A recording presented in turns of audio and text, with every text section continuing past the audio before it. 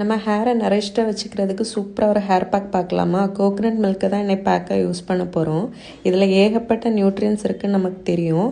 அதை யூஸ் பண்ணுறதுனால நம்ம ஹேர் ரொம்ப மாய்ஸ்சரைஸ்டாக சாஃப்ட் அண்ட் சில்கியாக இருக்கும். நம்ம ஹேரில் வந்துட்டு பிரேக்கேஜ் ஸ்ப்ளிட்டன்ஸ் எதாவது இருந்துச்சுன்னா அதை சூப்பராக ரிப்பேர் பண்ணும். ஹேர் க்ரோத்துக்கு ரொம்ப நல்லா ப்ரொமோட் பண்ணும். நம்ம ஹேர் ஃபாலிக்கிள்ஸை போய் ஸ்ட்ரென்தன் பண்ணி குட்டி குட்டி பேபி ஹேர்ஸ் வர்றதுக்கு ரொம்ப யூஸ்ஃபுல்லாக இருக்கும். நம்ம ஹேரில் டேண்ட்ரஃப் இருந்துச்சு, ஏதாவது இச்சினஸ் இல்லை குட்டி குட்டி ஹீட்னால வர கொப்பளம் மாதிரி இருந்துச்சுன்னா அதையுமே சரி பண்ணிவிடும்.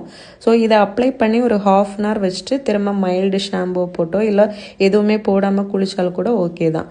இது எப்படி ப்ரிப்பேர் பண்ணுறதுன்னா, தேங்காவை 2 பால் எடுத்து அதை நல்லா ஃபில்டர் பண்ணி அந்த மில்க்கை மட்டும் எடுத்துக்கணும்.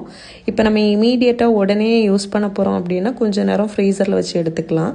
இல்லை லேட்டாக தான் யூஸ் பண்ண போகிறோம் அப்படின்னா ஜஸ்ட்டு நம்ம ஃப்ரிட்ஜில் வச்சு எடுத்தால் போதும். அப்போ நமக்கு மில்க் வர்ற மாதிரி மேலே ஆடை மாதிரி ஒரு லேயர் ஃபார்ம் ஆகும். அதை தான் நம்ம யூஸ் பண்ண போகிறோம். நம்ம லிக்யூடாக யூஸ் பண்ணும்போது என்ன ஆகும் அப்படின்னா பாதியுமே வழிஞ்சு போயிடும். ஸோ ஹேரில் ரொம்ப நேரம் ஸ்டே ஆகாது. அதுக்காக தான் இந்த மெத்தடை ஃபாலோ பண்ணுறோம். இது ஸோ திக்காக இருக்கிறதுனால நம்ம ஹேரில் அப்ளை பண்ணுறதுக்கும் ஈஸியாக இருக்கும். இதை அப்ளை பண்ணிவிட்டு ரிமைனிங் இருக்கிற மில்க்கை நம்ம வேஸ்ட் பண்ண வேணாம். எதாவது ரெசிபீஸ் பண்ணும்போது யூஸ் பண்ணிக்கலாம். தேங்க்யூ.